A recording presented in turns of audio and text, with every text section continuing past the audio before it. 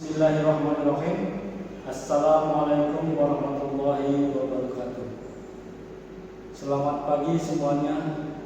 Semoga semuanya dalam keadaan sehat walafiat sehingga dapat mengikuti dan menerima materi yang akan saya berikan.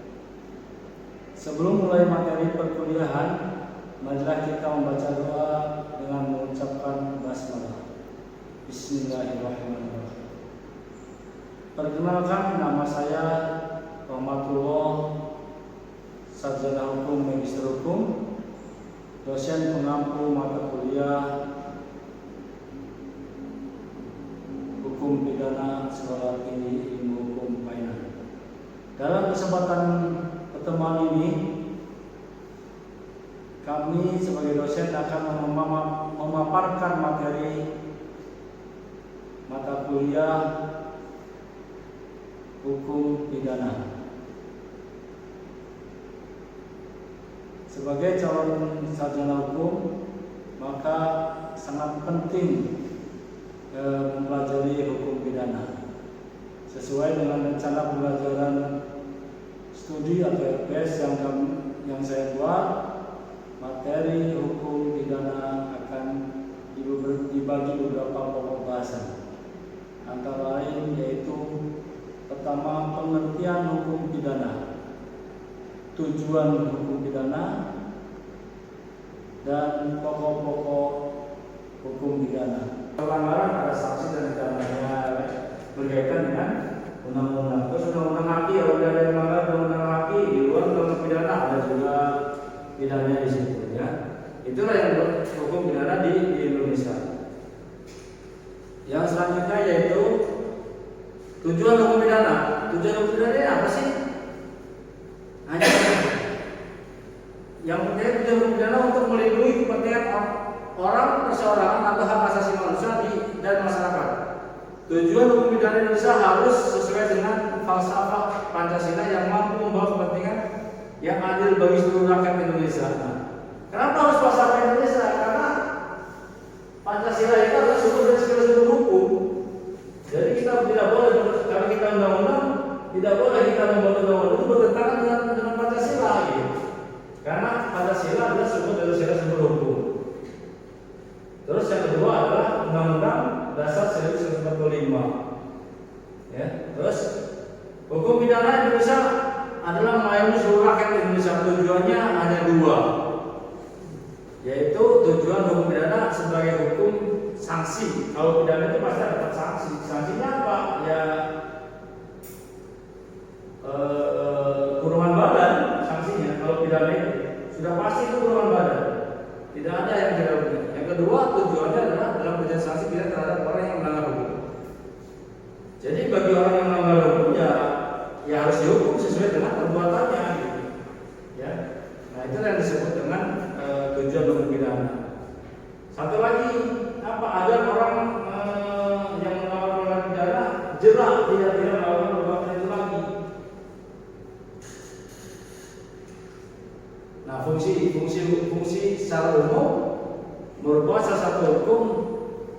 Oleh karena itu fungsi pada pidana juga sama dengan fungsi hukum pada umumnya, yaitu mengatur hidup masyarakat untuk menjalankan tempat dalam masyarakat. Jadi masyarakatnya harus diatur.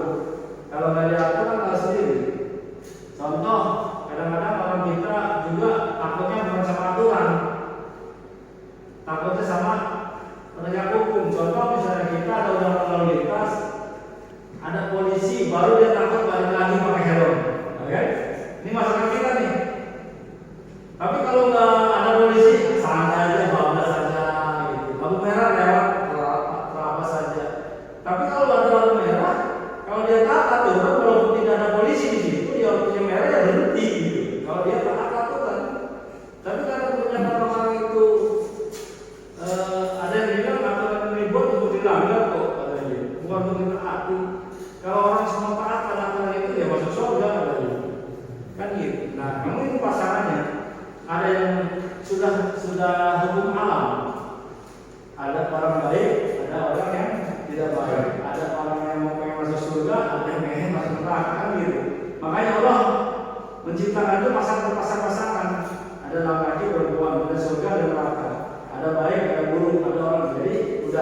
tidak bisa di.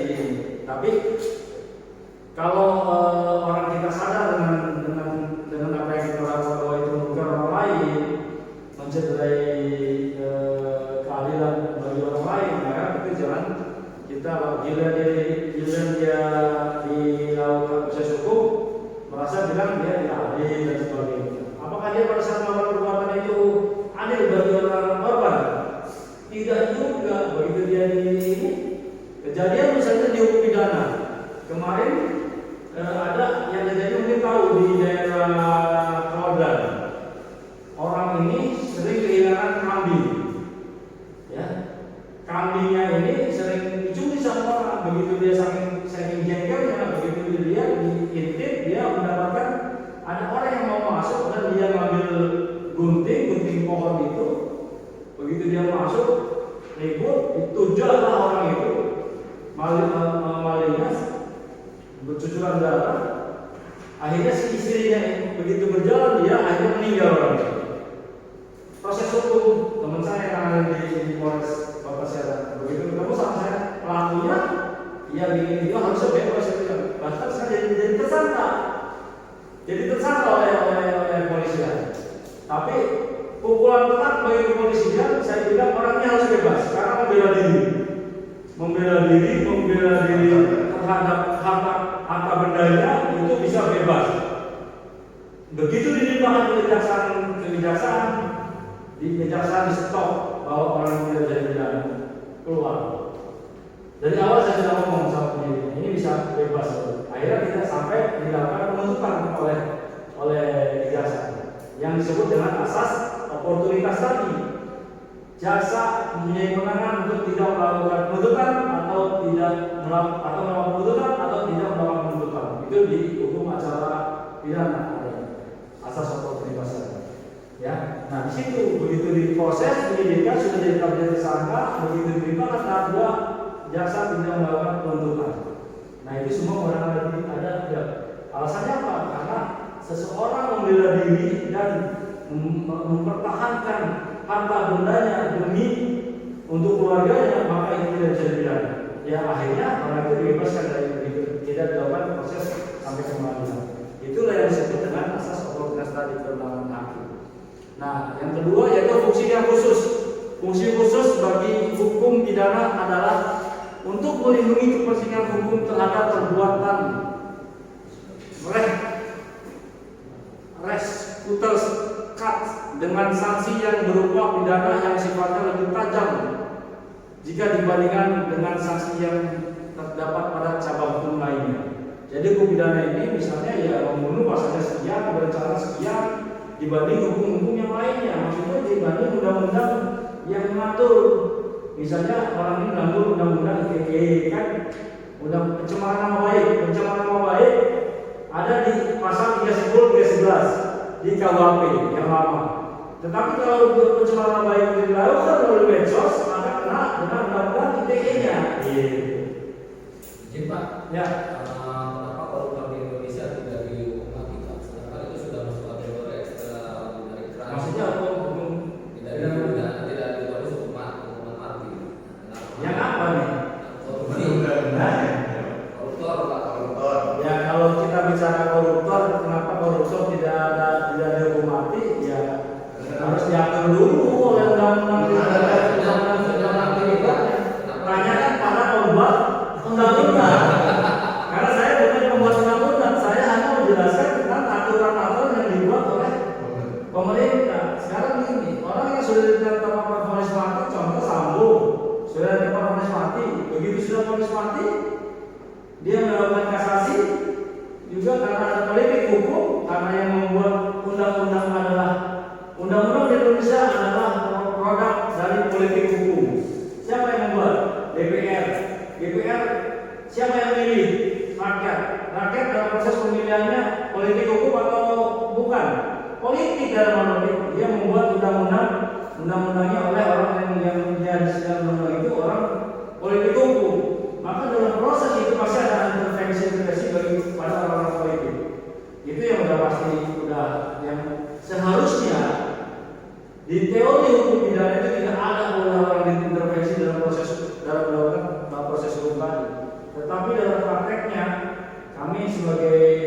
praktisi ya itu sering terjadi, sering mengalami intervensi dalam proses hukum, dalam proses baik dari proses penyidikan sampai pengadilan sampai dari kejaksaan terima sampai kemana itu hal yang sudah tidak bisa ditutupi lagi ya. Jadi itu kita teorinya sebenarnya tidak boleh. Kalau penegakan hukum ya tidak boleh ada, ya harus independen kalau penegakan hukum. Tapi kan tergantung moral para penegak hukumnya. Kalau moral penegak hukum itu tidak mungkin ada polisi yang di penjara gara-gara gratifikasi, tidak ada jaksa yang diproses karena menerima suap, tidak ada anggota KPK, tidak ada hakim yang bertanggung tangan telah mendapatkan gratifikasi terima itu. Nah itu penegakan hukumnya aturan sudah bagus, yang dibuat oleh pemerintah itu bagus, tapi penegak hukumnya ini sekarang penegak hukum misalnya contoh penyidik Polri, penyidik kejadian begitu ditetapkan oleh penyidik Polri, penyidik Polri ditetapkan oleh kepolisian, ditetapkan tersangka oleh KPK. KPK menetapkan lagi ketua KPK jadi tersangka juga. Kan ini kan dalam hal ini proses-proses yang bagaimana caranya supaya dalam pengawasan di dalam pengawasan dalam proses hukum itu dilakukan. Tapi kenapa Indonesia dibuat KPK komisi? Karena dulu kebanyakan orang tidak banyak yang tidak percaya dengan penegakan hukum yang lainnya, maka dibuatlah komisi pemberantasan korupsi. Ya. Dulu tidak ada, di zaman saya tidak ada KPK, di zaman saya kuliah sampai lulus tidak ada KPK. Karena apa? Masih percaya kepada jasa, masih percaya kepada pihak kepolisian. Nah, karena mungkin masyarakat banyak warga Indonesia itu sudah trust atau percaya terhadap penegak hukum itu sudah berkurang, maka dibuatlah penegak hukum independen yang seharusnya tidak bisa diintervensi. Tapi fakta di lapangan ya seperti yang terjadi sekarang, ya kan? Ketua KPK-nya Sandung dari zaman kemarin juga sampai ini, ya. Nah itulah dinamika proses hukum di Indonesia dalam proses hukum pidana. Ruang lingkup hukum pidana: 1. Hukum pidana tertulis. 2. Hukum pidana sebagai hukum positif. Hukum pidana sebagai bagian dari hukum publik. Hukum pidana objektif dan pidana subjektif. Hukum pidana material dan hukum pidana formil. Hukum pidana terkodifikasi dan tersebar. Hukum pidana umum dan hukum pidana khusus. Hukum pidana umum nasional dan hukum pidana setempat. Nah ini ruang itu hukum pidana di Indonesia yang ada di Indonesia. Ya, pertama tertulis. Yang kedua hukum pidana itu termasuk hukum positif. Terus yang ketiga adalah bagian hukum publik yang mengatur semua warga negara Indonesia berlaku dengan hukum tersebut, kecuali daerah-daerah tertentu yang mendapatkan peraturan undang-undang yang disebut dengan lex spesialis. Lex spesialis derajat lex generalis. Jadi yang khusus menyampingkan peraturan yang umum. Jadi yang berlaku untuk seluruh Indonesia, tapi karena dia khusus ada aturan tersendiri, maka aturan itu yang dia gunakan. Ya, yang umum dikesampingkan. Namanya asasnya lex spesialis derajat lex generalis. Nah, yang selanjutnya yaitu hukum pidana material dan hukum pidana formil. Ya, hukum pidana material itu ya sekarang kita lagi belajar hukum pidana material. Nanti hukum pidana formilnya nanti di hukum acara pidana. Hukum pidana terkodifikasi dan tersebar. Hukum pidana terkodifikasi maksudnya yang berlaku ini masih undang-undang yang kodifikasi dan tersebar seluruh Indonesia. Hukum pidana umum dan pidana khusus. Ada pidana khusus contohnya tindak pidana korupsi. Nah itu tindak pidana melanggar hak asasi haki itu pidana khusus. Maka di penyidik polisi juga ada yang namanya aparat penegak hukum pidana khusus.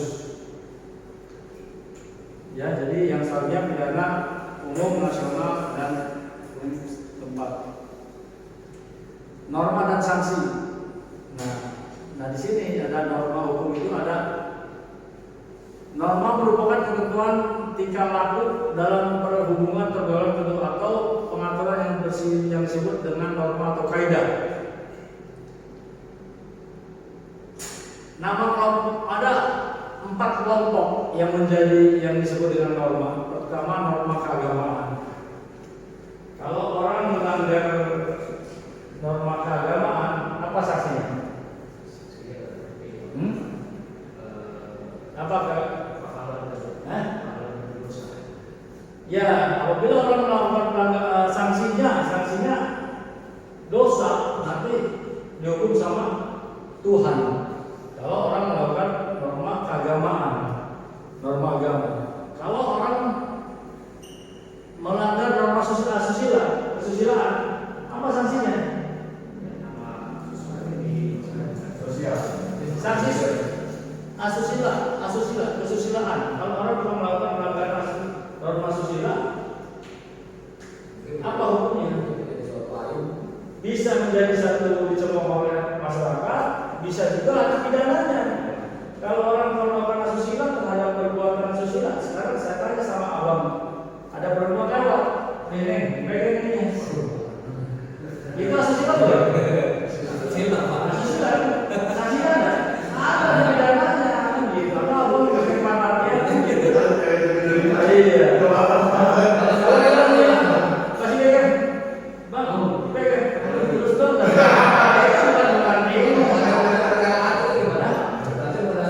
Nah, kalau ada unsur kesusilaan kan adanya perbuatan yang melanggar asusila itu, orang itu tidak merasa dirugikan dengan perbuatan itu. Tapi kalau dia colek Pak, terus dia ditampar gitu, ya salah satu Pak. Ya dua-duanya salah. Sama-sama rela, sama-sama suka. Ya beda namanya kalau salah dikawin salah. Artinya kalau bukan suami istri atau pasangan lain sama masih asusila juga. Kalau salah satu pasangan tersebut di undang-undang yang baru, kalau salah satu pasangan tersebut tidak terima dan melaporkan, bisa termasuk juga perbuatan asusila tadi. Di undang-undang yang baru kan kemarin ada perdebatan tentang suami istri melakukan perbuatan hubungan suami istri dan istri yang menolak, tidak mau suami memaksa dan istri yang tidak terima melaporkan, itu bisa melakukan perbuatan tersebut. Walaupun suami istri. Walaupun suami istri. Dasarnya apa? Undang-undang terbaru tadi. Udah kalau undang-undang dibaca undang-undangnya. Maksudnya undang-undang itu kan diciptakan mungkin. Iya, undang-undangnya itu undang-undang nomor 1 tahun 2003 tadi KUHP. Maksudnya dasar untuk menciptakan undang-undang tersebut kan mungkin ada dalilnya, ada dasar. Iya, baca undang-undangnya itu ada penjelasannya di situ. Pasal itu. Kan ada undang-undang itu penjelasannya. Nah, baca di situ. Memang ada kajian. Nah, itu. Kenapa? Dia alasannya melindungi hak asasi si seorang istri. Tapi kan itu kewajiban secara agama kan itu. Iya, sekarang tanya. Secara hukum Islam, nikah siri sah apa tidak? Sah di hadapan Tuhan kan? Nah, kalau misalnya dia menikah siri di hadapan Tuhan, tapi dia tidak tercatat di negara, di hukum positif, apa dia termasuk sah? Tidak, sama seperti tadi, jangan dikaitkan undang-undang aturan syariat Islam dengan syariat hukum positif. Ya kalau dikaitkan dia sah dan apa, tapi kalau saudara menikahi istri nikah siri tapi saudara sudah punya istri dan nikah lagi kedua tanpa izin dari pengadilan istri saudara nikah siri, maka itu bisa dilaporkan perbuatan zina. Tapi hukum positif tersebut berarti tidak mempertimbangkan hukum adat atau hukum agama. Tidak, hanya kepentingan bagaimana orang tersebut. Kan saya bilang hukum dunia. Secara luasnya. Hukum dunia kan begitu, kita diatur untuk kehidupan di dunia sehingga orang itu tidak boleh melakukan perbuatan yang ada yang melanggar hak asasi manusia. Apakah di hukum Islam ada hak asasi manusia? Tidak ada. Tapi negara ini sudah menjadi negara sekuler. Iya, nah itulah kalau misalnya itu silakan